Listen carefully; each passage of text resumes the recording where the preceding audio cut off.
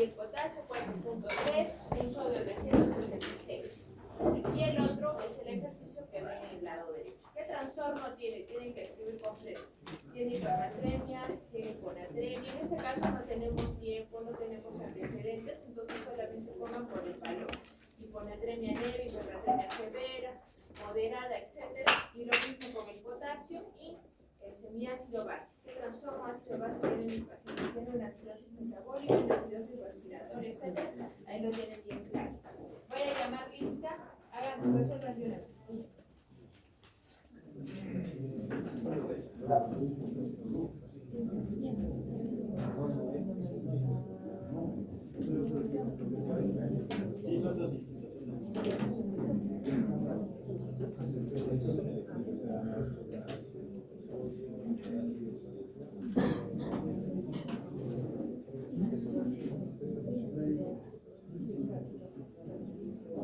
Ya al toque. Voy a llamar lista. ¿Qué os ha dicho que pongamos? ¿Qué trastorno es? Todo, amiga, todo.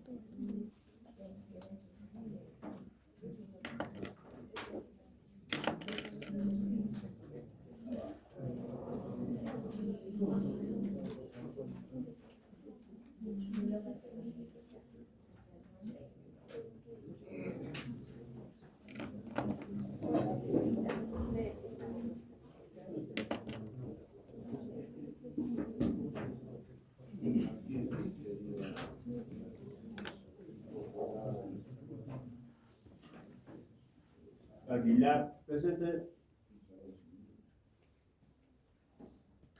Arapa, presente.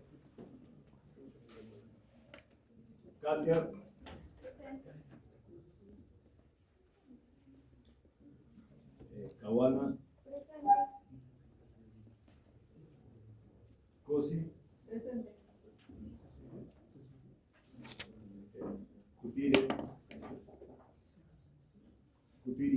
Cutire, Kiko,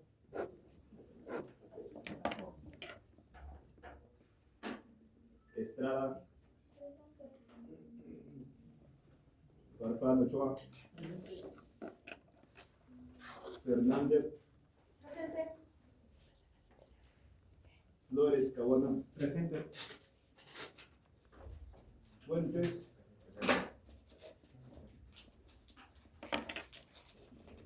Giraldo, presente.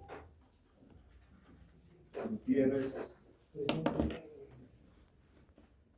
Holguín Bellido, presente. Letona, Presente. Luza,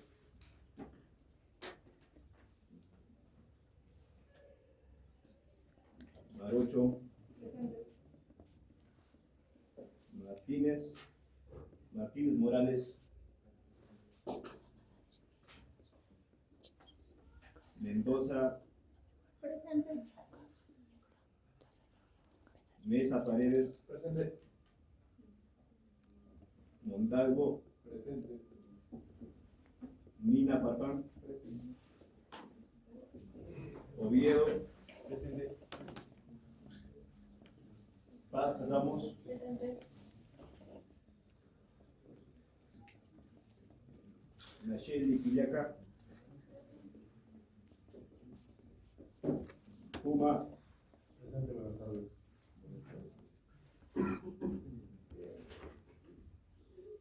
Bella Quispe, Presente, doctor. Francesco Quispe,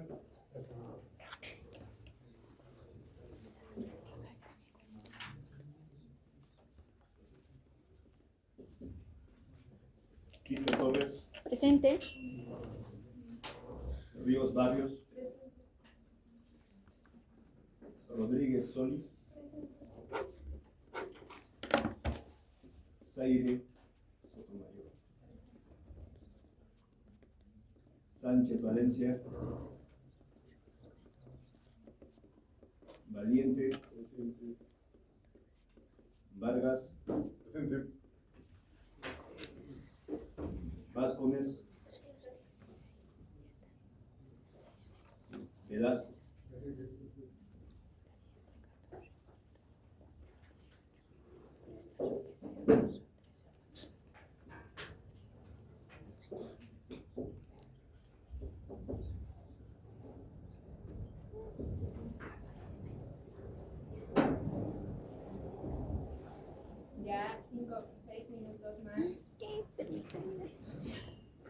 más 8, 16.4.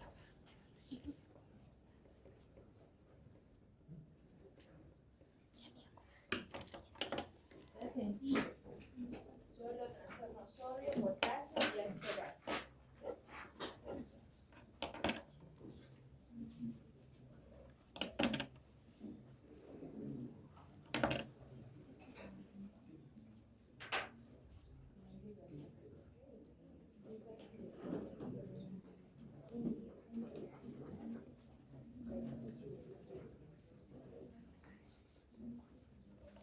Peso, pongan la dosis.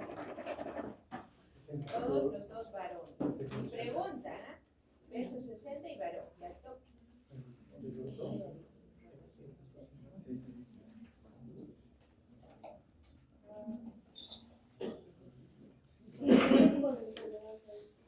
¿Este es ok? Tiempo nada. Ahí no Los dos.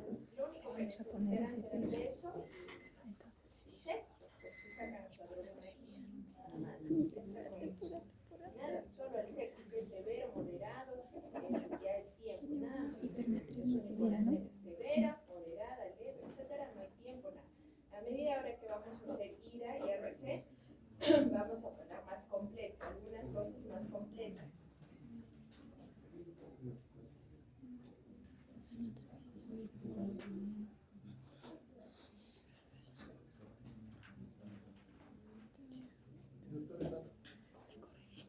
Ya damos 5 minutos más porque tenemos que acabar hipocalemia y después tenemos que ir con peso de 60. Con peso de 60 hay que sacar para corregir. Sí.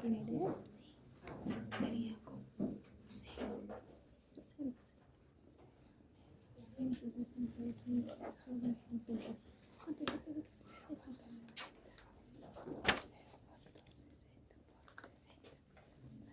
60 por 0.6, 30. 30 más 1, 30. 165 entre 31.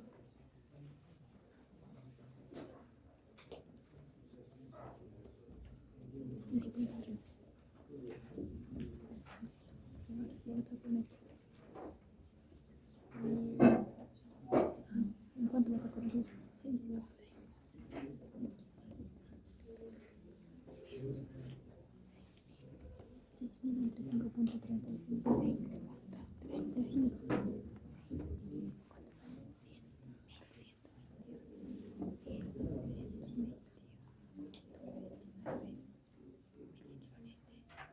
9 mililitros. 49. ¿Esos son el primero y el segundo también quiere? ¿Ese también? Sí.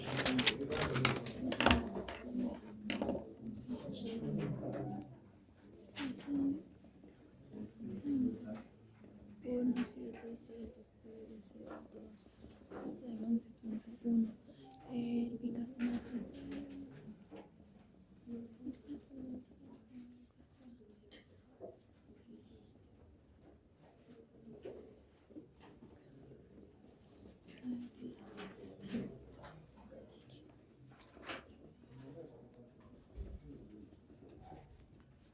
ya vamos, ya vayan acabando. El PC, es el mismo primero. Sí, el primero.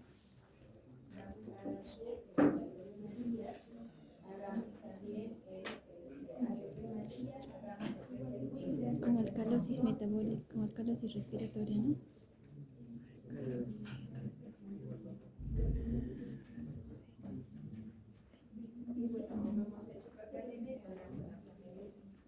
Entonces otra vez es metabólica.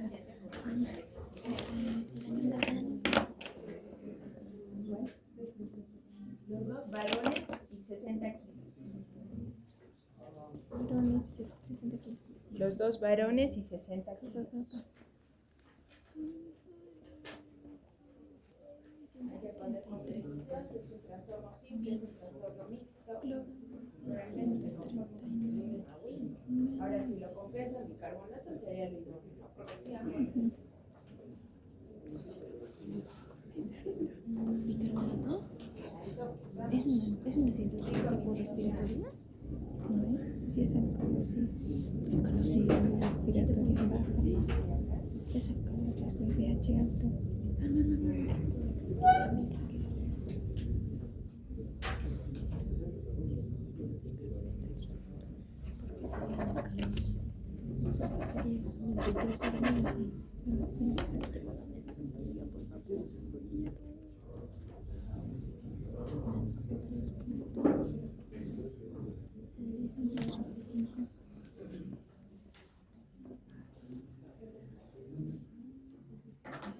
Ya 5 minutos más, menos de 5, 3 minutos.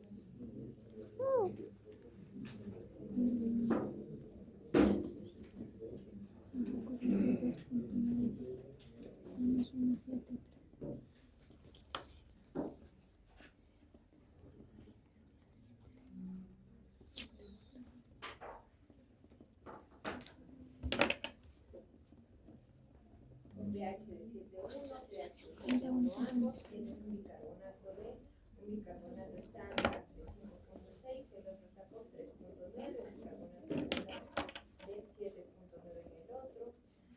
Uno está con una hipercalemia, está bien clarito. Sodio 166, el otro paciente con 173. Son aras de pacientes. El potasio que tengo ahí, que lo he corregido, 6,4, igual estaba hipercalemia. Pero para darle mejor anión le puse 7,4. Entonces son aras de pacientes reales. Cuenta por su compensación. 3,9 más 8. ¿Cuánto es? 85 más menos 2.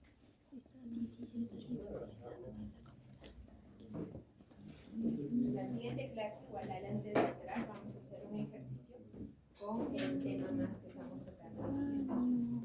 Para que se quede, para que se entre, si no, en el mensaje van a morir.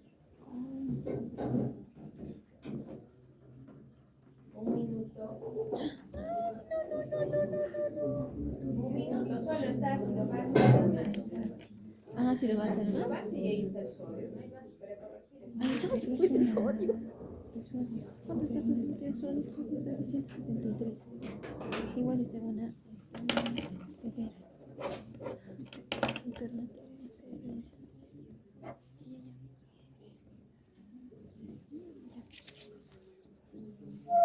Espérate. Era 6,6.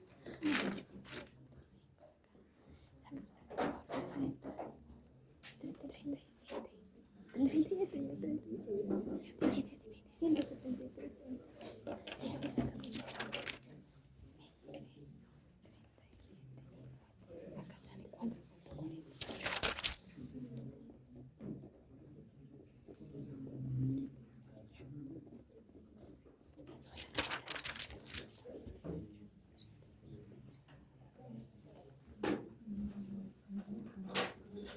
Vamos finalizando. Vamos a finalizar, ya va a ser una hora. Tenemos que avanzar, tenemos menos.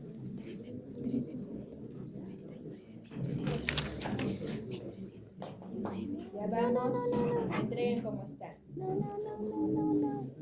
Voy a revisar si quiere el primer ejercicio bien completo. Y 330. Pongan el nombre, porque eso es lo que voy a mirar, su nombre. ¿Quiénes están haciendo? 148. 8. ¿Es a 8 o 6? Ya vamos, entreguen. 8 o 6. A 6 el otro. ¿Cuántos estás? No sé, no hay. Ya. ¿Quién es 8.339? No, del otro. Del que estamos corrigiendo. Esto está los 8. ¿Qué está diciendo? Ya. 1.300. Sí, 1.339. Ya vamos, chicas. Una vez en el ejemplo. Ratito. 339. Contesten las encuestas que están a su lado, que es para su compañero, su instrumento. Entonces contesten a medida que entra el examen. Y contesten para que le puedan apoyar con su instrumento.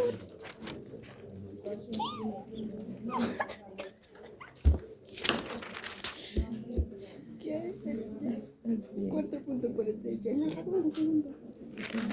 Exacto, 4.48. ¿Ya número 48?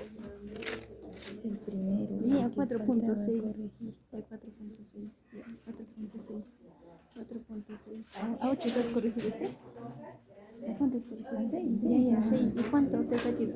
1330. Esa es la primera, la de... El segundo. Esto estás haciendo el segundo. Ya. El primero. No, este es el primero. El segundo no he hecho bien. Tú me has dicho el segundo, voy a hacer. No, el primero he dicho. Toma la calculadora. Vamos, chicas, ya no hay 1, 7, 3, 20, 37. Sale 4, 6. Vamos. 4, 6. Tonterita, malditas. Ya, el primero que le hayas hecho, voy a revisar. Ya. Si no, nos va a hacer tarde. Y ahí nomás 4. estoy mirando.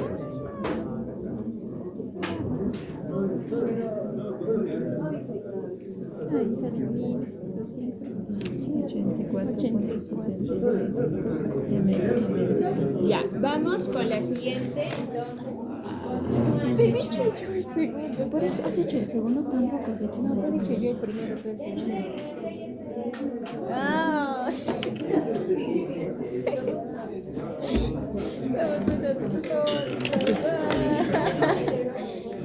ya, pero es correcto. Has hecho ¿cierto? Sí. El primero. El primero he corregido, pues, porque tú sacó pues 31.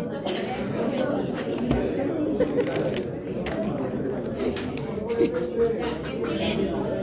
Continuando. Porque este curso se me como muy nerviosa. Continuando solamente para el grosso paso de la anterior clase, ya habíamos tocado lo que es una hipercalemia severa. Les he traído algunas ampollitas para recordar. Habíamos tocado que siempre contesten las encuestas 5 minutos, contesten porque se va a ir otro salón. Entonces, habíamos comentado en la hipercalemia severa siempre que el primer eslabón del tratamiento va a ser el gluconato de calcio, que es un estabilizador de membrana. Les he traído aquí el gluconato de calcio. El gluconato de calcio tiene una presentación, gluconato de calcio al 10%. Esto quiere decir tiene 10 mililitros de gluconato en 10 mililitros de cloruro de sodio. Entonces les voy a pasar para que puedan estar viendo el gluconato de calcio y lo que ya habíamos tocado anteriormente, que es el bicarbonato de sodio para las acidosis metabólicas, que esta viene en una presentación de 20 mililitros de bicarbonato de sodio y una concentración del 8.4%. Entonces este también es importante para corregir acidosis metabólicas severas, especialmente añón-GAP elevado. Va a depender, no todos los añón-GAP elevados, pero todos los añón-GAP. Ahora, y lo otro que habíamos tocado es también el cloruro de sodio al 20%. Habíamos comentado que existe el cloruro de sodio al 9 por mil, que es un frasco, que es el que nosotros conocemos como suero fisiológico, pero también existe el cloruro de sodio al 20%, que tiene 20 mililitros de cloruro en 20 gramos de sodio, en 20 mililitros de cloruro de sodio. Entonces ese es el que estamos viendo.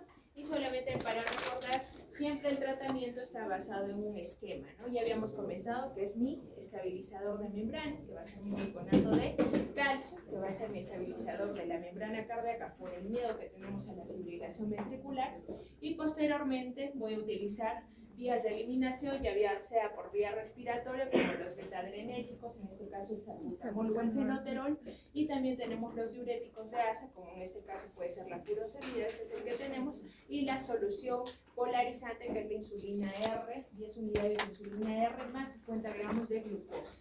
Entonces estas van a permitir la movilización del potasio del extracelular al intracelular, activando mi bomba de sodio-potasio ATPase. ¿Cuántas veces ya habíamos comentado? Podemos repetir hasta 2 veces si no se dice que es un tratamiento refractario al tratamiento médico. Como les había comentado, siempre el esquema considera el bicarbonato de sodio, que es justo el que les estoy pasando. El bicarbonato de sodio, porque casi un 95% de los pacientes, aparte de la hipercalemia severa, van a presentar una acidosis metabólica concomitante. Bueno, continuando con el otro, vamos a ir con la hipocalemia. Vamos a ir con la hipocalemia. Entonces la hipocalemia, que esta es más corta. La hipocalemia se considera hipocalemia cuando el potasio sérico o el potasio en sangre se encuentre por debajo de 3.5. Habíamos dicho que tiene un corte de 3.5 a 5.5. En este caso dice una hipocalemia, que va a estar el paciente en hipocalemia cuando los valores están menos de 3.5. Y esta a su vez se clasifica según el valor. Se va a decir que es una hipocalemia leve cuando tiene un potasio de 3 a 3.5, una hipocalemia moderada de 3 a 2.5 y menos de 2.5 se llama una hipocalemia severa. Algo que es característico es la etiología. La principal causa de presentar una hipocalemia son las pérdidas. Cuando mi paciente orina demasiado, es decir, tiene demasiada actividad urinaria, o cuando tenga pérdidas por tercer espacio, por ejemplo, vómitos, diarreas, por ejemplo, el uso de diuréticos, en este caso los diuréticos como lo que es ¿dónde están los diuréticos? Los diuréticos como lo que es la toracemida, la furosemida, diuréticos, vómitos, cuando haya también hipomagnesemia, porque casi siempre que hay un trastorno del potasio, casi siempre también baja, como es el cation más abundante, también baja lo que es el magnesio. También si tenemos síndromes tubulares, como el síndrome de Gidelman, de Lidl, etc., va a ocasionar una pérdida de potasio a nivel urinario. Entonces, ahí mi paciente va a presentar una hipocalemia secundaria. En pacientes también con cetoacidosis diabética es característico en algunos que también presenten hipocalemia. En la clínica va a ser igual de general, igual que lo que es la hipercalemia. Más que todo va a tener trastorno a nivel del músculo estriado y del músculo cardíaco. El que más nos interesa a nosotros es en la parte cardíaca. Y en este, si bien en la hipercalemia tenemos la presencia de ondas T, acaben sus encuestas, acaben para que ya recoja. Si bien en la hipercalemia tenemos la presencia de ondas T picudas y una alteración en el complejo QRS, un complejo QRS alterado y una ausencia de ondas P, en la hipocalemia ya también hay la presencia de las ondas U, que son características de la hipocalemia. En este también va a haber una alteración en el segmento ST, un infradesnivel y una ausencia de la onda T. ¿Qué va a haber también en este paciente? Lo mismo que en una hipercalemia, puede haber parestesis, puede haber engrandecimiento gástrico, etc., porque netamente el potasio actúa a nivel muscular, ya sea en el músculo estriado, en el músculo cardíaco. Entonces este paciente puede tener enlentecimiento a nivel de este estreñimiento, hilo paralítico, disminución de la secreción de la aldosterona, etc. Pero lo más característico es la parte cardíaca. Ya lo habíamos comentado, entonces vamos a tener la presencia de las ondas U, que van a ir posterior a lo que es la presencia de las ondas T. Igual que habíamos visto que la presencia de ondas T picudas a nivel de la hipercalemia. Entonces eso es característico de la hipocalemia. Algunos medicamentos que pueden provocar lo que es la hipocalemia, a la cabeza va a ser la insulina, los beta-2 adrenérgicos y los diuréticos de ASA. Lo habíamos comentado, los diuréticos de ASA, especialmente la furosemida, que actúan a nivel del ASA, de la porción del ASA ascendente de Henle, donde está el cotransportador sodio, potasio, 2 cloros, entonces a nivel intracelular va a existir un mayor intercambio de esa bomba de potasio y va a ocurrir la eliminación del potasio a nivel urinario. Ya, esto ya lo hemos comentado, lo mismo de las catecolaminas. Entonces va a haber una mayor actividad de lo que es la bomba sodio y potasio ATPasa y de esa manera el paciente va a provocar una hipocalemia. Lo mismo que hemos comentado, la presencia de ondas U. Ahora, algo que es importante, cómo nosotros diagnosticamos lo que es el trastorno hidroelectrolítico, netamente es mediante AGA, ¿no es cierto? También se puede utilizar lo que dicen las guías CEN, los gases urinarios, podemos dosar el potasio y el sodio urinario, pero en nuestro medio no es fácil y accesible dosar el sodio y el potasio urinario, entonces nosotros nos basamos netamente por el gas arterial, o sea, los gases en sangre. Algo que es importante, aparte de lo que es la presencia de las ondas T o los trastornos electrocardiográficos, es cómo yo repongo mi potasio, cómo es mi tratamiento en la hipocalemia. Entonces, si bien en la hipercalemia tenemos un esquema estandarizado y el esquema está establecido, yo nunca en la hipercalemia me puedo saltar de frente a poner furosemida cuando yo no he estabilizado mi membrana cardíaca. Entonces, en este es igual. Solamente en hipocalemias, que sean hipocalemias leves y moderadas, voy a poder reponer con potasio diaurático. En cambio, cuando hay una hipocalemia severa, voy a poder reponer el potasio por vía endovenosa, o sea, el cloruro de potasio. Vamos a poner acá. Tengo una foto. Entonces, el cloruro de potasio en nuestro país viene una presentación de el 3 de, viene al 23, a 27 mil equivalentes tiene porque tiene 13.7 mil equivalentes de cloro y tiene 13.7 mil equivalentes de potasio, haciendo un total de 27 mil equivalentes una ampolla. Esta viene de una presentación de 10 mililitros de 10 mililitros de cloruro, está diluida en lo que es el cloruro de potasio. Entonces, de esta manera puedo reponer lo que es el cloruro de potasio. Con el cloruro de potasio puedo reponer solamente en hipokalemias severas. ¿Cuándo voy a reponer? ¿Cómo voy a reponer? Algo que es importante, como les comentaba, en hipokalemias leves y en algunas moderadas puedo corregir con vía oral. En este caso hay diferentes presentaciones para la vía oral. Puede haber el gluconato de potasio. En nuestro medio no existe el gluconato de potasio, sino el citrato de potasio. Y el citrato de potasio para nosotros viene en una presentación de 1150 miligramos. Viene en cada tableta, no sé si les he puesto en foto, pero son las presentaciones por vía oral. Entonces, bueno, ya, las presentaciones, pero estas vienen en cápsulas, entonces nosotros podemos utilizar citrato de potasio. Lo mismo damos en litiasis, por ejemplo, para inhibir la alcalinización de la orina. Entonces podemos utilizar citrato de potasio por vía oral o netamente con la dieta, dependiendo si es una hipocalemia muy leve. Y si no, lo que usamos nosotros es corregir el potasio por vía endovenosa. Hay ciertas reglas para nosotros corregir el potasio por vía endovenosa. Una de las primeras reglas es que el potasio, el que estamos dando, nunca se administra por vía endovenosa en bolo, jamás. Porque primero es el cloruro de potasio, es un medicamento muy ácido, entonces ¿qué provoca en el paciente? Una flebitis. Para yo reponer, si mi paciente al menos es crítico y yo necesito estar dosando diariamente un AGA, entonces tengo que tener una vía central. Es una de las leyes que yo diría para colocar, que todos sabemos, jamás se pasa por vía endovenosa directa. Entonces nosotros, si es un paciente crítico que va a estar diario, en UCI, UCI, etcétera, en shock trauma, etcétera, o en hospitalización con una larga permanencia, tiene que tener una vía central. Y de esa manera nosotros vamos a empezar a aplicar lo que es el cloruro de potasio. ¿Qué más? Esto es muy ácido, provoca flebitis, provoca dolor ahí en la familia. Entonces nosotros no pasamos de golpe el cloruro de potasio, si tiene ciertos paradigmas, tenemos que diluir en cloruro de sodio y hay una velocidad de infusión. Entonces, vamos, les voy a enseñar dos métodos para corregir lo que es el cloruro de potasio.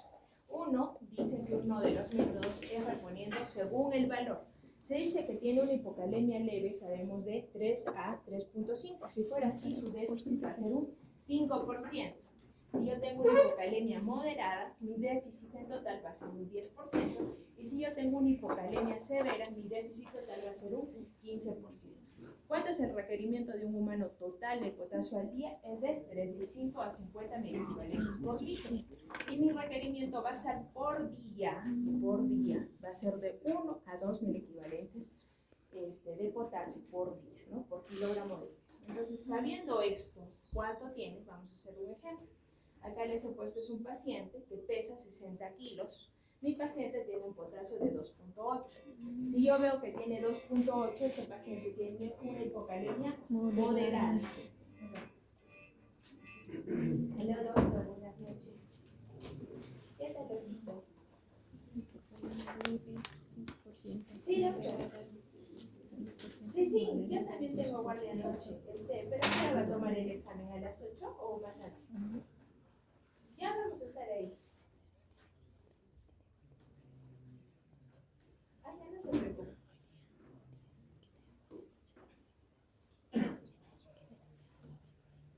¿Es con los de Lonsaldo o de la Andina? De la Andina, exacta gente. Ya. Eso es cierto. Cuáles de la Andina son más alumnos de los... Hay que mirarles todo. Ajá. Sí, buscan todo. Sí. Ya, no se preocupe. Cuando yo he hecho mi cero, Ya. nosotros éramos 14 pelados en la mesa, escogiendo las series ya, y de la línea 20, Ya doctor, que le diga pues a las 7 se lo mide y antes pues lo sacamos. y nosotros éramos Ya, ya 14. les voy a hacer poner su celular, como siempre. El auditorio le ha pedido permiso. El doctor, el auditorio ha pedido permiso. ¿Tú crees que si o sea, si digamos a mí me dan un link para entrar, tú también puedes ingresar? O sea, ya hagamos clases por tu nomás, tu cuánto nomás, pero vas a ingresar. Vamos a ver. Yo voy a estar. Mi Porque primo me ha tenemos dicho que guardia. sí se puede. Eres un ejemplo. Bien, Sí, claro. Ajá, sí, sí. cuando se prepara, A ver, te voy a preguntar, porque él también se ha preparado un buen tiempo. ya ves, amiga, entonces si tiene, ya pues vamos viendo sus videitos. Si ven, inserta bien febrero. Sí, vamos avanzando desde ahorita con Ya, doctor. Ya.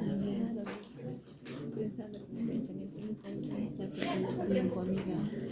Sí, sí. Hasta nos faltaste tiempo y tú perdiste. Ya, bueno, y sí, a veces yo pierdo tiempo, después perdiendo tiempo,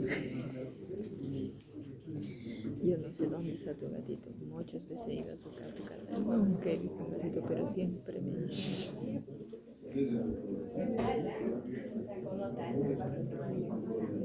Ya, entonces decimos que este paciente tiene un peso de 60 y tiene un potasio de 2.8, es decir, tiene una hipocalemia de tipo moderado. Entonces, sabiendo eso, vamos a ir primero el requerimiento basal. Su requerimiento basal, se los he puesto acá para que no se olviden, basal sería, si lo tomo con 1.000 equivalente, sería 60. Y si yo saco su déficit, ¿cuánto le falta de potasio? Sería este paciente, como tiene una hipocalemia moderada, sería un 10%. El 10% de su potasio total sería 210, ¿cierto? 210, que es el 10%, más mi 60, que es mi requerimiento basal, sería un total de 270 miliequivalentes que mi paciente necesita al día para reponer. Teniendo en cuenta que mi ampolla de cloruro de potasio tiene, que se había comentado, 27.000 equivalentes.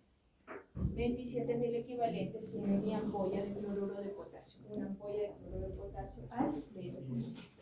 Entonces ahí yo le puedo hacer una regla de 3 simple y saco cuántas ampollas necesito.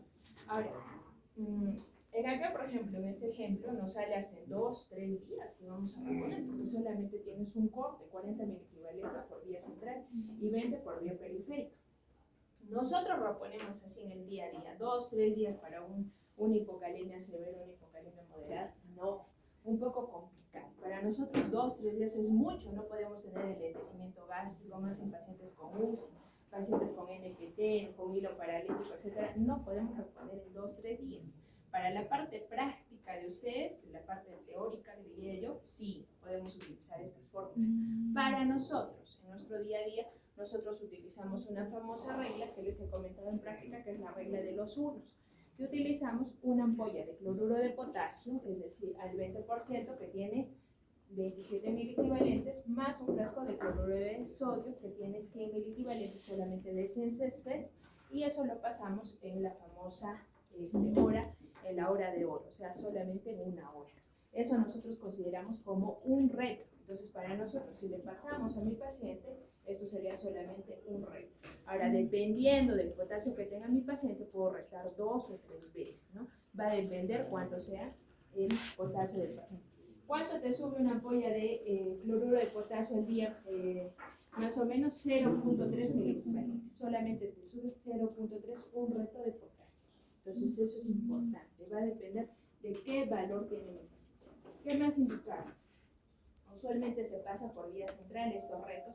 Utilizamos vía central, ya se podemos retar 1, 2, 3 veces. O sea, si yo utilizo 2 retos, serán 2 ampollas en 200 cc de cloruro de sodio y eso lo pasaré en 2 horas. Si utilizo 3 retos, etcétera, será en 3 horas, etcétera. Y lo voy pasando diluido por vía central.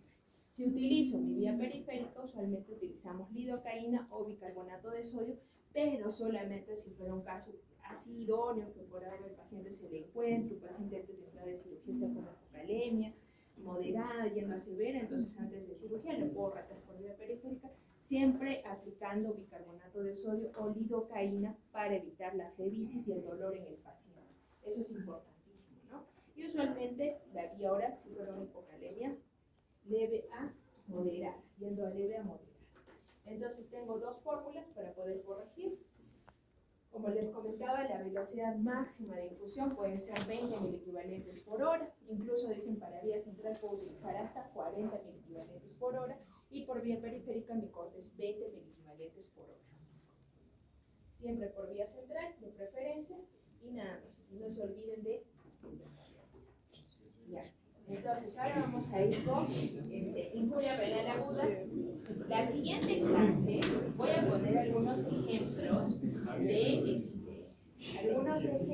voy a poner de comportamiento. Me hace reír hoy, Fernando. ¿Por qué justo con él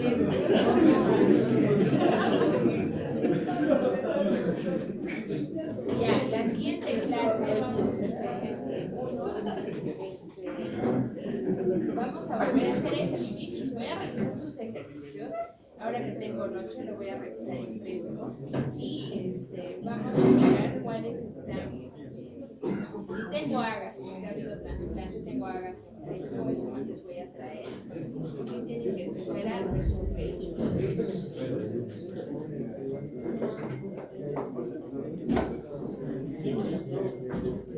Entonces, con agas en fresco, los temas que estamos haciendo, vamos a hacerlo. Más cosas le vamos a agregar a los ejercicios. Igual voy a revisarlos para la siguiente clase. Ya, continuando con su tema, que ya es un poquito más teórico, vamos a hablar acerca de lo que es la injuria renal aguda. Entonces, ¿a qué se denomina injuria renal aguda? Injuria renal aguda o enfermedad renal aguda se denomina a la pérdida brusca de la función renal. Esa va a ser gran diferencia con la enfermedad renal crónica. La enfermedad renal crónica tiende a ser mucho más lenta y tiende a ser más progresiva y va dañando con los años. En cambio, la injuria renal aguda tiende a ser brusca, de un inicio brusco, ya sea, como dicen en mi diapositiva, en horas o semanas que esta se instaura, yo diría en horas específicamente, y que tiende a ser reversible. Y hay dos características en este caso. Solamente se pierde dos de las grandes funciones del riñón. Uno, que se va a alterar la eliminación de los azoados, es decir, mi urea y mi creatinina, y dos, va a haber una alteración en el volumen de orina. Ya sea mi paciente puede tener oliguria, puede tener anuria, o los dos, o uno, específicamente la anuria. Pero se va a alterar las dos grandes funciones que tiene el riñón. Entonces tiende a ser reversible dependiendo del tiempo en que yo lo diagnostique y lo empiece mi tratamiento. Si yo me voy a tardar en darle el tratamiento, probablemente este paciente va a perder mucha función renal y cuando ya está una injuria renal aguda instaurada, difícilmente vuelve a tener su función renal basal. Si yo me tardo mucho tiempo en darle un tratamiento, en seguir con mis aminoglucósidos, vancomicina, etcétera, colistina, etcétera, mi paciente está en oliguria, etcétera, y no le revierto mi injuria renal aguda, mi paciente queda secuela. Lo que pasó en COVID, vamos a ver algunos ejemplos. Entonces, actualmente las guías la clasifican distinta. Esta es una guía actual del 2021. Esto se lo saqué de un curso de ciencia.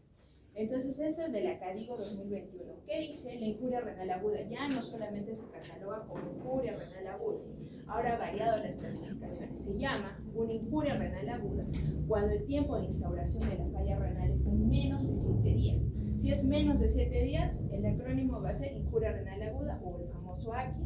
Y si ya tiene menos de 3 meses, se llama enfermedad renal aguda. Entonces, menos de 3 meses, enfermedad renal aguda. Y si mi tiempo de instauración está más de 3 meses de mi patología renal, entonces esta se va a denominar como una enfermedad renal crónica, va a depender de clasificación. Y son diferentes las clasificaciones. Según la IRA, tiene una diferente clasificación a una enfermedad renal crónica. Eso es importante definir. Entonces, vamos a tener estas dos.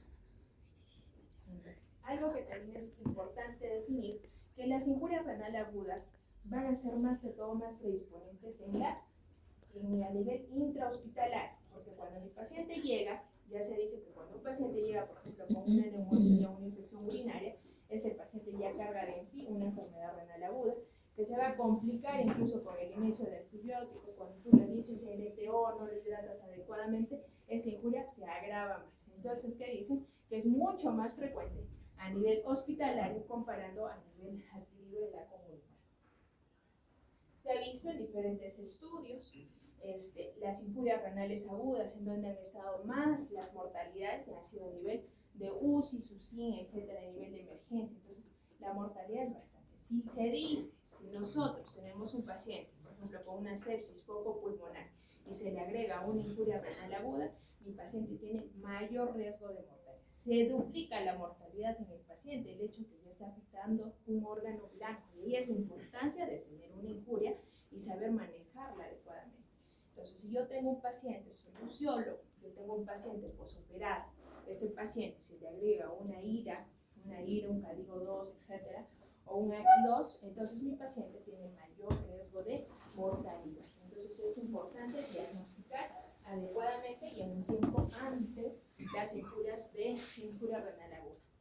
Bueno, eso también lo puse para una exposición en el hospital. Un Kaplan-Meier de pacientes que tienen con shock y sin shock, y pacientes que tienen mayor shock o tienen otra comorbilidad van a tener mayor rango de mortalidad, lo que les comentaba.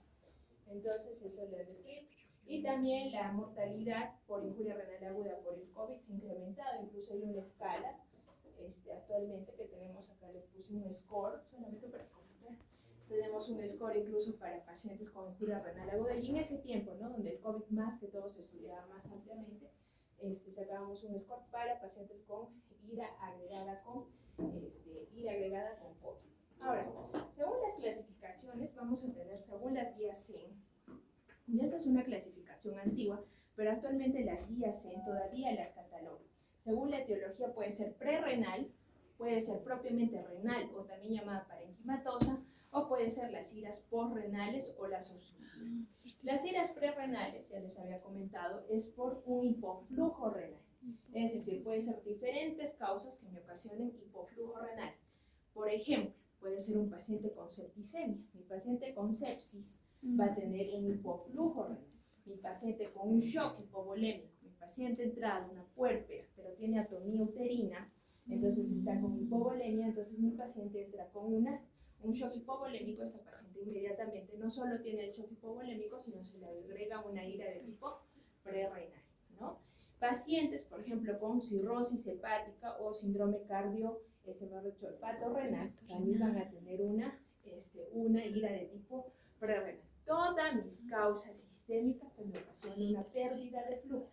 Por ejemplo, vamos, delegado, una causa de ira que no esté ahí. Pérdida de tercer espacio. ¿Cuáles son pérdidas de líquido de tercer espacio? A ver, otra. Una causa de pérdida de líquido.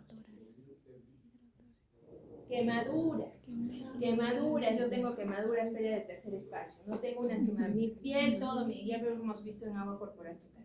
Mi paciente tiene quemaduras, va a perder bastante de su déficit de agua corporal total. Entonces eso es un hipoflujo. Pacientes que tengan vómitos, que tengan diarreas, que tengan neumonía, todas las múltiples causas por ocasionan un hipoflujo renal. Por ejemplo, el ventilador, justo había puesto hace poco la residente que está rotando. El ventilador usualmente tiene, por ejemplo, una hiperinsuflación en el pulmón, y eso ocasiona un hipoflujo, porque hay mucha insuflación pulmonar, ¿no?, que es su pulmón básicamente, pero le está insuflando demasiado y eso ocasiona disminución del flujo a nivel renal. Entonces ocasiona el barotrauma, que ocasiona, por ejemplo, el ventilador mecánico, también ocasiona una ira por hipoflujo. ¿Cuánto de frecuencia tienen estas? Tienen un 70% de frecuencia. Vienen a ser las más frecuentes de las iras. Otra de las iras van a ser las iras propiamente renales, también llamadas intrínsecas o parenquimatosas, o sea que tengo una patología propiamente del riñón. Por ejemplo, acá te comentan, por ejemplo, las vasculitis. Las vasculitis, pero como siempre les comento, no una vasculitis que se presenta lentamente, que me provoca un deterioro lento, sino esa vasculitis que se presenta con una forma rápidamente progresiva. Entonces, si yo tengo una vasculitis rápidamente progresiva, probablemente el paciente presenta sangrado brusco en la orina, presenta una elevación de la creatinina y la función renal en menos de una semana se está perdiendo. Entonces, este paciente tiene una vasculitis rápidamente progresiva agregada de una ira en ese momento. Entonces, son patologías propias del riñón, pero patologías que se comporten rápidamente progresivas. Un lupus, por ejemplo. Un lupus, pero que se presente en una forma rápidamente progresiva. Por ejemplo, en pacientes lúpicas, que a pesar que se les indica no gestaciones, porque tienen actividad durante la gestación, se activa ahí mucho más el sistema inmunitario, entonces no han tenido remisiones en el tratamiento, se embarazan. En el segundo trimestre tienen bastante actividad severa de lupus y se presentan con una ira. Muchas veces en riesgo está el feto y la madre. Entonces, en este caso, el lupus rápidamente progresivo se asocia a una ira de tipo propiamente renal, porque mi paciente empieza a elevar bruscamente su función renal. Otro, una trombosis propiamente renal ocasiona un hipoflujo. Apenas se instaura el coágulo, no va a haber un flujo a nivel renal, entonces esta va a ser propiamente una ira de tipo renal. ¿Qué más? Bueno, todas las patologías glomerulopatías rápidamente progresivas también están descritas dentro de las iras propiamente renal o parenquimatosa. Y la tercera causa van a ser las iras de tipo obstructivas o postrenales. Todo lo que esté fuera de la vía urinaria. Antes, en las iras renales va a ser un 25% de frecuencia, seguida de las prerrenales, ¿no? Prerrenales, renales, y las iras postrenales tienen solamente un 5% de frecuencia y son todas aquellas que salen fuera de la vía urinaria, especialmente a nivel del uréter, vejiga, etc. Por ejemplo, lo más frecuente van a ser las hiperplasias de próstata. Las hiperplasias de próstata van a generar una obstrucción brusca. Son pacientes que si bien ya tienen una hiperplasia de próstata de años, pero que presentan una obstrucción brusca en el momento del diagnóstico. Entonces esas también son iras de tipo postrenales. Pacientes con tumores, pacientes con litiasis, el lito ha descendido bruscamente al uréter y provocan una anuria en el paciente. Esas también son iras de tipo postrenales. Hay un tiempo, según el establecimiento, esta está datada por Sutton, que dice que hay 5 estadios o 5 fases para la instauración de una ira. Una fase que se llama iniciación, cuando recién está la lesión, se está instaurando en el riñón, que nosotros no notamos cambios de creatinina ni tampoco hay trastornos en el volumen urinario. La fase de la extensión, que tampoco no hay cambios a nivel de la creatinina, se está instaurando, y la fase de mantenimiento, cuando mi paciente recién empieza a alterar la creatinina. Como sabemos, la creatinina es un marcador muy tardío, entonces como este se eleva a las 48-72 horas, probablemente ya está en la fase de mantenimiento cuando se ha instaurado miopía renal aguda. Y luego la fase de reparación. Usualmente hay fases de reparación en donde mi paciente, después de una oliguria, una anuria, ya también va a presentar poliguria compensatoria. Entonces ya también mi paciente puede ser, no en todos, pero que ya también en la fase de reparación van a empezar a presentar poliguria como una fase de compensación. La clínica va a variar, en estos pacientes va a variar dependiendo de la etiología. Mucho va a depender de qué etiología es la que le esté desencadenando la ira, pero lo que más me da características, si tiene anuria, va a tener edemas, migote positivo, y si tiene obviamente incremento de urea y creatinina, va a tener síntomas urémicos. Algo que también es importante es el diagnóstico. Para eso nosotros tenemos diferentes clasificaciones. Y una de las principales clasificaciones, la más antigua, fue dada por Ripley. ¿Qué dice Ripley? Ripley lo cataloga según sus siglas. Ripley es una clasificación que ya fue dada en el año 90 y nos dice Ripley que R es de riesgo o risk, I de injuria, F de fallo, L de loss, que ya perdió la función renal, y E de una enfermedad renal crónica que ya está instaurada, que ya no se cataloga como una ira, sino como una enfermedad renal crónica instaurada. Ahora, ¿qué nos dice Ripley? Lo hay que determinar según el valor del volumen urinario y también según lo que es la tasa de filtrado glomerular o cuánto ha disminuido mi creatinina en el paciente. Entonces, en acá viene a ser una clasificación un poco subjetiva. Nosotros actualmente no manejamos esta clasificación. Ya fue totalmente devastada por las nuevas clasificaciones y las nuevas clasificaciones son las que tenemos, como es la de Gadigo y la de Aquí. Entonces, para nosotros existen estas dos clasificaciones. La clasificación de aquí ya fue una clasificación dada en el 2007, siempre toman todas las clasificaciones en cuenta, mi volumen de orina y mi valor de creatinina. Entonces yo necesito tener la creatinina basal de este paciente y mi volumen de orina. Y la Cadigo en el 2012, que viene a ser una clasificación mucho más concisa, mucho más exacta, y es la que actualmente nosotros tomamos en cuenta. Bueno, los nefrólogos al menos nos basamos con Cadigo. Entonces, ¿qué dice CADIGO? Nos dice CADIGO, se clasifica CADIGO 1 cuando la creatinina está más de 1.5 del valor normal, llegando hasta un corte que va a ser 1.9 veces el valor basal que tenga mi creatinina en ese momento. Se dice que tiene además una alteración en el volumen urinario de 0.5 mililitros en 12 horas. Ya nos acordamos del flujo urinario, que ya sabían la fórmula y lo hemos practicado, entonces es importante sacar para esta clasificación. Y nos dice que hay un CADIGO 2 cuando la creatinina basal está más de 2 a 2.9 veces el valor de lo normal, con un flujo urinario de 0.5 en 12 horas. Y me dice que hay un CADIGO 3 cuando mi creatinina está más de 3 veces del valor basal. Y ahí es importante saber el valor basal de mi paciente. Quizás este paciente que me viene a consulta tiene una creatinina ya basal crónica desde hace un año de 1.5, pero ese es su basal de él. Entonces yo me tengo que basar en ese 1.5. Quizá 1.5 y tiene una elevación en 1.9, entonces solamente es un CADIGO 1. Quizá en otro paciente eso va a representar con 0.5 si fuera otro de su creatinina basal, quizá ya sería un CADIGO 2, pero en este paciente con una creatinina de 1.5 a su basal a 1.9, solamente un leve incremento de 0.4, entonces lo catalogo como un CADIGO 1. Entonces es importante saber la creatinina basal del paciente. La siguiente clase ya les voy a estar agregando algunos ejercicios con esto. Ahí ya se va a estar haciendo un poquito más complejo y eso es lo que va a venir en el examen, ¿no? Un poquito más complejo. Lo de AGA mixto con esto, con lo de RC. Entonces ahí ya se tienen que empezar a diagnosticar, ¿no? Entonces, por ejemplo, un CADIGO 3, cuando tiene creatinina más de 3 o tenga más 5, 6, 7, 8. Por ejemplo, nosotros vemos pacientes hasta con 30 de creatinina. Es realmente ves con creatininas de 20, 30. Entonces, o que tengan un flujo urinario menos de 0.3 o mi paciente esté en anuria 12 a 24 horas. Entonces va a depender de. Ahora, solamente para adelantarles todo, en AKIN 1, en CADIGO, mejor dicho, en AKIN 3 y CADIGO 3, siempre el tratamiento va a ser terapia sustitutiva renal, en este caso especialmente lo que es la hemodiálisis.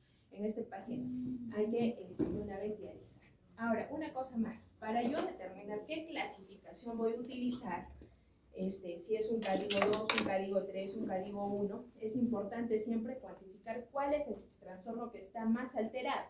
Por ejemplo, hay pacientes que tienen una diuresis perfecta, están orinando 3, 4 litros, pero tienen mi creatinina en 5. Entonces, si bien por diuresis no entra en ninguna de las clasificaciones, pero por creatinina, este paciente se cataloga como un CADIGO 3. Entonces, es importante cuantificar el trastorno que está más alterado. Siempre el apellido de mi clasificación lo va a dar el trastorno que está más alterado. Lo mismo, si yo tengo un paciente que está, por ejemplo, en anuria, pero tiene una creatinina al contrario, vamos a decir un paciente que tiene una creatinina de 0.7, que es normal, pero tiene un flujo urinario que está en un flujo urinario, vamos a ponerlo en cuanto, 0.7, este paciente tenga una anuria, entonces este paciente también se cataloga como un CADIGO 3, ¿no? Tiene anuria, pero tiene una creatinina normal, ni siquiera entra en un CADIGO 1, pero la anuria es lo que le lleva a tener un CADIGO 3. Entonces es importante siempre resaltar cuál es el trastorno más alterado para ponerle el apellido a la clasificación. Entonces, solamente para rebobinar, en pacientes con enfermedad renal crónica, yo tengo mis clasificaciones como el MDR4, 6 Tencoro-Brown o el CKD, pero nosotros para injuria renal aguda tenemos esta clasificación, especialmente aquí o CADIGO, cualquiera de las dos. Entonces, son diferentes las clasificaciones que yo voy a tomar en cuenta. Hay un estudio que es un estudio antiguo, incluso hasta lo puso cuando era residente. Es un estudio donde hace diferencias de las diferentes clasificaciones que tenemos de Rifle, AKIN, CADIGO, y siempre la clasificación de CADIGO y la clasificación de AKIN va a ser las clasificaciones que más temprano nos diagnostican comparando la clasificación de Rifle o tomando en cuenta la depuración de creatinina, ¿no? Siempre son las clasificaciones que más temprano nos van a indagar. Pero siempre estas clasificaciones son muy subjetivas porque van a tomar en cuenta todavía la creatinina y como sabemos la creatinina es un marcador muy tardío, me va a elevar a las 48, 72 horas, etc. Ni siquiera, algunos va a ser más tiempo. Por ejemplo, mis abuelos caquéticos que tienen 0.5, 0.6 de creatinina, si yo veo con 1 miligramo ya está haciendo injuria renal aguda, pero muchas veces ese valor para el emergenciólogo o el médico internista le parece un valor normal, hasta que ya nos hace la interconsulta con un valor de 2, etcétera, y ya para este abuelo ya quizá eso es un CADIGO 2, un CADIGO 3, entonces es importante, es un marcador muy tardío, ¿no? Cuando haya casi el 50% de la masa muscular disminuida, recién este se va a elevar en muchas ocasiones. Entonces es un marcador muy subóptimo. Bueno, las clasificaciones que ya sabemos, las tasas de estimación de filtrado glomerular, nosotros no utilizamos estas clasificaciones, ya sea el CKD-EPI o el MDR, esta clasificación netamente va a ser basada más que todo para pacientes con enfermedad renal crónica. Ahora, existen nuevos biomarcadores. Si bien la creatinina es un marcador muy antiguo, existen nuevos biomarcadores. Ya no son nuevos, porque desde que soy residente dicen nuevos, ya no son nuevos. Incluso han salido realmente nuevos biomarcadores. Uno de los biomarcadores más actuales, vamos a ponerlo aquí, está aquí, no está aquí, ahí está. Es una de las clasificaciones, es el KIN-1 y el N-GAL, que el KIN-1 es en sus siglas en inglés la molécula de injuria renal, de daño renal, no kidney, de daño molécula, de daño renal, injuria renal, de tipo 1. Entonces, esa es una de las moléculas, bueno, de los dosajes que se puede hacer ya sea en sangre o en orina, que más precozmente te diagnostica. Nosotros en el país sí contamos con N-GAL y KIN-1, pero eso no hay acá en Cusco, eso solamente hay en Lima. Un dosaje aproximadamente cuesta 1.000 soles y te diagnostica a las 2 horas instaurado una injuria renal aguda. Entonces, ¿qué quiere decir? Los nuevos biomarcadores se diagnostican más tempranamente y son más específicos para injuria renal aguda. Ya queda muy subjetivo en la utilización de la creatina. ¿Son los únicos biomarcadores? No. Como pueden ver, hay la fracción de presión de sodio, tenemos la cistatina C, que sigue siendo uno de los parámetros más actuales y los cuales tenemos para catalogar, y las interleucinas, que actualmente se han incrementado, no solo en la C, en la 10, sino en la 18. Aquí también lo que les comentaba, entonces no solamente te diagnostican, te dan una mejor susceptibilidad y te ven también cómo es el parámetro durante el tratamiento de la injuria renal aguda. Tú puedes hacer un dosaje, ya sea en orina o en sangre, y bien, ver si está respondiendo o no adecuadamente el paciente en esta injuria renal. Acá, por ejemplo, este es un estudio, una recopilación de diferentes estudios donde se puede dosar ya sea en sangre, etc. Y la mayoría de los estudios determinan que sí son idóneas para diagnosticar injuria renal aguda en estos casos. ¿Dónde se secretan? Ahí ustedes lo ven. Hay diferentes zonas donde se secretan, especialmente a nivel del túbulo, especialmente las KIN-1, la N-GAL y las interleucinas se van a secretar a nivel del túbulo contorneado proximal. Entonces, ese es un artículo actual del 2024. Lo que les comentaba, entonces hay picos donde solamente dentro de las primeras horas, 24 horas, mis diferentes biomoléculas, biomarcadores se van a elevar en las primeras horas, no así como la creatinina. Especialmente, ¿qué biomarcador? Por ejemplo, el factor liberador de leucocitos y también la cistatina C, que viene a ser la más, bueno, actualmente para nosotros, para la riñón, es la mejor biomolécula. Para diagnosticar incluso con CKD-EPI, la mejor para eso sigue siendo la cistatina C. Mejor que la uromodulina, diría yo. Ya. Ahora, vamos con lo que es el... Bueno, esto lo puse para mis pacientes, vamos a adelantarlo, eso lo voy a poner para ustedes. El legal, ya. Ahora, vamos con el diagnóstico. El diagnóstico, ¿cómo realizamos en estos pacientes? Netamente va a depender de cuál es la etiología. Solamente en pacientes con una ira de tipo nada más obstructiva, en estos pacientes sí voy a solicitar probablemente una ecografía o una tomografía sin contraste, va a depender de la etiología del paciente. Si yo tengo también una ira de tipo renal propiamente en este paciente, probablemente le pediré ANCA, ANCA-C, ANCA-P, ANA, antiviremia A, etcétera, complemento, etcétera. Va a depender mi diagnóstico de la injuria renal aguda de mi etiología, ¿no? Si no, ¿cómo lo diagnostico? Depende sí o sí de la etiología. Algo que también es importante es dosar gases urinarios en el paciente con injuria renal aguda. Y ahí viene una molécula bien conocida en la injuria renal aguda que se llama la fracción de presión de sodio. Normalmente la osmolaridad urinaria va a ser una osmolaridad compensatoria, pero cuando yo ya tengo una ira de tipo propiamente renal o intrínseca, mi fracción de presión de sodio se va a incrementar. Entonces esa no va a reabsorber adecuadamente y va a tener un incremento más del 2%, lo mismo que una ira prerrenal, ya también esta va a estar disminuida Lo mismo que la osmolaridad urinaria. La osmolaridad urinaria en las iras de tipo renal propiamente dicha van a disminuir a menos de 300, en cambio en las iras de tipo prerrenal van a estar más incrementadas, más de 500. Se dice que también es un examen para poder diagnosticar si es una ira de tipo prerrenal o una ira renal propiamente dicha, pero nosotros no lo utilizamos, no lo usamos gases urinarios, bien complicado utilizarlo, son 7 días que te tarda en un gas urinario, pero dentro de la teoría nos comentan el uso del FENA como diagnóstico para injuria renal aguda. El tratamiento. ¿Cómo vamos a ir con el tratamiento de la injuria renal aguda?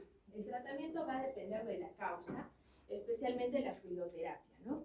Algo que también es importante es establecer el peso en el paciente y empezar con lo que es la fluidoterapia. Entonces, nosotros vamos a utilizar diferentes soluciones. Dentro de las primeras soluciones que nosotros tenemos, obviamente va a ser el cloruro de sodio. Nosotros vamos a tener dentro de las soluciones, especialmente lo que es el suero salino, que es el que tenemos, que ya sabemos que tiene 154 de sodio, 154 de cloro, y este me va a dar una osmolaridad mayor, pero nosotros para iras no deberíamos utilizar este cloruro de sodio, porque este tiene mayor riesgo de una acidosis hiperclorémica. Entonces no deberíamos utilizar cloruro de sodio. Actualmente existe lo que es el ringerlactato, que es una solución más isosmolar a nuestra sangre. Esta va a tener un lactato, un tampón, que le va a dar una característica específica de estabilizar más que todo lo que es el daño renal, y esa es la que nosotros preferimos utilizar para injuria renal aguda. Y también algo que es actualmente en España, que es el plasma light, que este se quiere hacer una solución mucho más isosmolar que lo que es el ringerlactato. Algo que es importante también en la injuria renal aguda es monitorizar cómo está la hemodinamia en mi paciente. Monitorizar, antes se tomaba la PVC, mi presión venosa central, ya sea de 8 a 12. Actualmente nosotros ya yo creo que los médicos actuales ya hemos avanzado y no utilizamos ya la PVC como un parámetro para nosotros. Nosotros actualmente utilizamos diferentes medidas, y uno viene a ser la ecografía FAST, que es el Focus y el Vexus, especialmente el Vexus para pacientes con injuria renal aguda. Entonces es importante utilizar soluciones o fluidos. Lo que les comentaba, el cloruro de sodio me va a provocar una acidosis hiperclorémica, y es importante personalizar el fluido en estos pacientes. Nosotros podemos utilizar cloruro de sodio, pero especialmente la solución polielectrolítica para evitar la acidosis hiperclorémica. ¿Qué más? Podemos utilizar soluciones como lo que es la albúmina o la poligelina. No está indicado para pacientes con injuria renal aguda. Especialmente, ¿por qué? Porque estos van a provocar mayor daño renal. Entonces, para el coloides no está especialmente descrito para pacientes con injuria renal aguda. Mejor son cristaloides, en este caso tu solución polielectrolítica o tu cloruro de sodio. Los fluidos, ¿a cuánto tenemos que pasar? Siempre que haya un paciente con una ira de tipo prerrenal, podemos pasar de 100 a 200 mililitros en bolo y luego dejar un fluido según su kilogramo de peso, aproximadamente de 1 a 2 mililitros por kilogramo de peso en fluido continuo, ¿no? Va a depender de cuánto o qué es la causa para nosotros empezar a hidratar a este paciente. Estos ya los voy a borrar para ustedes, ¿no? Porque estos son estudios. Ahora, ¿podemos utilizar furosemida? Sí, podemos utilizar furosemida en pacientes que tengan oliguria y anuria, que es nuestro diurético de asa, pero siempre teniendo precaución en qué paciente voy a utilizar. Anteriormente se utilizaba la furosemida así nada más, viendo si responde o no. Actualmente existe el test de la furosemida o el famoso test de asa, que se utiliza 1 a 2 mililitros de furosemida en el paciente y se le clampa ya sea la sonda o se ve a qué hora ha orinado antes de administrar la furosemida, y a las 2 horas nosotros cuantificamos si ha habido una respuesta a la ampolla. Si ha habido la respuesta a 1 o 2 ampollas, más o menos tiene que haber mayor de 200 mililitros de orina. Si ha habido más de 200 mililitros, mi paciente es un respondedor al diurético de asa. Si mi paciente, yo le aplico mi furosemida y a las 2 horas no hay, o si ven anuria o solamente unos cuantos mililitros orinado, entonces yo digo que es resistente al diurético de asa, a la furosemida. Pero no en todos está indicado, hay ciertos beneficios y hay ciertas contraindicaciones. Por ejemplo, provoca el uso crónico de los diuréticos, provoca ototoxicidad y neurotoxicidad en el paciente. Por eso es importante saber en qué paciente y en quién no utilizo lo que es el diurético de asa. Hay diferentes estudios que avalan el uso de lo que es el diurético de asa, pero siempre personalizando en este paciente. Algo que también es importante, estos pacientes que tengan una injuria renal aguda sobreagregada probablemente van a tener una hipercalemia, entonces ya sabemos cómo tratar la hipercalemia, en este caso un gluconato de calcio, una solución polarizante, etc. Por eso siempre en una injuria renal aguda es importante mirar el área. Nosotros como nefrólogos, cuando acudimos a un paciente con una injuria renal aguda, es importante ver la creatinina, ver mi balance hídrico para catalogar qué clasificación, qué código es y ver mi medio interno. Es mi tirada clásica. Mi creatinina, volumen de orina y mirar mi medio interno para corregir. Y también algo que es importante es cuantificar con mis fórmulas, CKEPI o MDR, cuantificar y corregir el medicamento que le estén administrando. Por ejemplo, hay muchos pacientes que están con vancomicina a dosis plena, sabiendo que son nefrotóxicos, o por ejemplo aminoglucósidos como la gentamicina o la mitacina, entonces se tiene que corregir a estos pacientes. Entonces es importante catalogar, más que todo si es un CADIGO 1, un CADIGO 2, yo tengo que hacer todo mi esquema de tratamiento para mejorar mi fluidoterapia, puedo indicar furosemida, puedo quitar mis nefrotóxicos, puedo corregir mi medio interno, etc. Entonces de esa manera yo ya voy corrigiendo y voy dando mi tratamiento idóneo a este paciente. Entonces es importante quizás sacar el MDR o el CKD en estos pacientes para cuantificar cómo corregir mi medicamento según mi función renal. Ahora, el uso de contraste. El uso de contraste está catalogado dentro de las IRAs de tipo propiamente renal, ¿no? Esa es una de las preguntas que tienen ustedes, creo, en la ENAM. El contraste, especialmente la rhabdomiólisis, está catalogado en las IRAs propiamente renal o parenquimatosa. Entonces, si bien uno pensaría que fuera una IRA de tipo prerrenal, estas están catalogadas en la renal propiamente dichas porque provoca un daño tubular. Actualmente está en debate. Nosotros actualmente en la guía de este año ha salido que el uso de contrastes ya no provoca tanta nefrotoxicidad, dependiendo qué contraste utilice. Nosotros en nuestro hospital, en el Salud del Cusco, utilizamos un contraste justo ante la guía que ha salido hace poco, hemos ido a preguntar, y tiene una osmolaridad muy baja, entonces esta no provoca nefrotoxicidad. Pero en las IRAs sí está catalogado el uso de contraste como una IRA de tipo propiamente renal. También es importante que en pacientes que utilicen o que estén, por ejemplo, hospitalizados por una cirugía, etcétera, que van a utilizar tomografía de irradiación repetitiva, evitar el uso de contrastes a repetición, ¿no? Va a depender también qué hospital y qué contraste utiliza. Bueno, nosotros tenemos una escala, solo les he puesto la escala de Mayoli, que es una escala para clasificar y utilizar en estos pacientes cuánto de contraste necesita o cuánto no de contraste, o por kilo de peso, cuánto de contraste iodado necesita este paciente. Y por último, si yo tuviera un paciente con un CADIGO 3 o con un AKIN 3 o un rifle, que fuera mi rifle con loss, o sea, pérdida de mi función renal, si yo tuviera esos tres, tengo que utilizar en estos pacientes lo que es el inicio de terapia sustitutiva renal.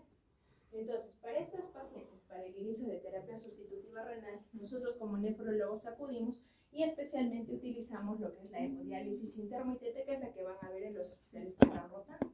Entonces, nosotros colocamos un catéter de alto flujo, ya sea cervical o femoral, dependiendo del estado hemodinámico del paciente. Probablemente si mi paciente está en ventilador mecánico con altos flujos de ventilador mecánico, no es idóneo ponerle cervical por el riesgo de neumotoras que causamos. Entonces mejor es ir a la zona femoral, a vena femoral, y colocamos el catéter inmediatamente, que eso es media hora, ya conectamos al paciente a la máquina de hemodiálisis. Entonces estamos compensando, ya estamos en este paciente con la máquina de diálisis, equilibrando el medio interno, sacando líquidos si fuera necesario y limpiando toxinas, especialmente la urea, que es la molécula de menor peso o de peso molecular pequeño, y que esta se va a limpiar muy rápidamente con la máquina de hemodiálisis. Entonces nosotros utilizamos la hemodiálisis intermitente como apoyo agudo para pacientes con CADIGO 3. Con CADIGO 3 o con AKIN 3 utilizamos esta. Existe otra que es la diálisis peritoneal. Por ejemplo, en Lima tengo una colega, unas amigas que están en el 12 de mayo, utilizan por ejemplo la diálisis peritoneal, pero en forma aguda, colocan el catéter inmediatamente ellas, y con la diálisis peritoneal ya hacen sus diálisis continuas, pero ellas tienen el acceso a eso. Nosotros acá en Cusco no. Para nosotros colocar la diálisis peritoneal es todo hay que esperar un mes, entonces difícil el acceso para nosotros, para nuestros pacientes con falla renal aguda. En cambio, en otros hospitales sí tienen el acceso para diálisis peritoneal aguda. Y por otra parte existe la terapia de reemplazo renal continuo, que está descrita para pacientes neurocríticos o para pacientes cardiópatas operados, por ejemplo, en el INCO, que tengan lesiones cardiovasculares, que hayan tenido, por ejemplo, un bypass, etc. Se puede utilizar la terapia de reemplazo renal continuo. Pero nosotros aquí en Cusco especialmente tenemos la hemodiálisis intermitente y nosotros nos basamos en el uso de un dializador que va a ser el intercambio mediante la difusión de las soluciones de mayor a menor concentración, especialmente de la urea, con la sangre del paciente. Entonces, ahora, ¿cuánto tiempo le voy a dar diálisis a este paciente? Va a depender. Nosotros especialmente preferimos que sea menos de un mes. Menos de un mes casi no queda rezago este paciente con falla renal crónica. Si mi paciente queda 2 o va yendo a su tercer mes de apoyo de diálisis, probablemente el paciente tenga menos riesgo de salir de esta falla renal aguda. Por eso es importante diagnosticar precozmente, al menos los que van a ser quirúrgicos, los dejan en NPO al paciente, luego entra a sala, pierde bastante sangre, post-op sigue vomitando, se sigue deshidratando, ya tiene múltiples signos para que el paciente ya presente una ira. Después les dan antibióticos como aminoglucósidos, gentamicina, micacina, etc. Les siguen provocando falla renal aguda. O les dan a dosis plena cuando ya la creatinina está en 2, en 3, o mi paciente está oligúrico y jamás nadie se fija en la diuresis y ya nos hacen las interconsultas cuando son CADIGO 3. Con CADIGO 3 hay muy poco pronóstico dependiendo del paciente. Si son pacientes jóvenes, menores de 40 años, tienen algo de riesgo que pueden salir, ¿no? Sin quedar en diálisis. Como les comenté en la práctica, la diálisis viene a ser una terapia muy cara, es demasiado cara. Entonces es muy caro. Una sesión está oscilando de 800 a 1000 soles en nuestro país, solamente una sesión. La colocación de catéter, las diálisis repetitivas que va a recibir y la incidencia de pacientes que está aumentando actualmente es demasiado. Entonces nosotros nos sirve diagnosticar precozmente la ira y dar tratamiento solamente con un cloruro de sodio, corrigiendo medio interno, solamente poniéndole gluconato de calcio ni bicarbonato, voy a tratar a este paciente. Pero si yo no trato adecuadamente, no corrijo el antibiótico, no quito el medicamento nefrotóxico, etc., lo voy a llevar a un CADIGO 3. Y probablemente, si este paciente no sale en 3 meses de mi CADIGO 3, mi paciente queda con un RC crónico, probablemente un G5A3, ¿no? Entonces es importante diagnosticar a este paciente tempranamente. Ya, con eso hemos acabado ahora. La siguiente clase, al ingreso, vamos a volver a dar. La siguiente les voy a dar más tiempo, voy a tratar de llegar más rápido. Y les voy a poner algunos ejercicios que ya vengan con CADIGO, rifle, más que todo con lo que es CADIGO. Entonces van a hacer medio interno y CADIGO. Tienen que hacer completo. Les va a pasar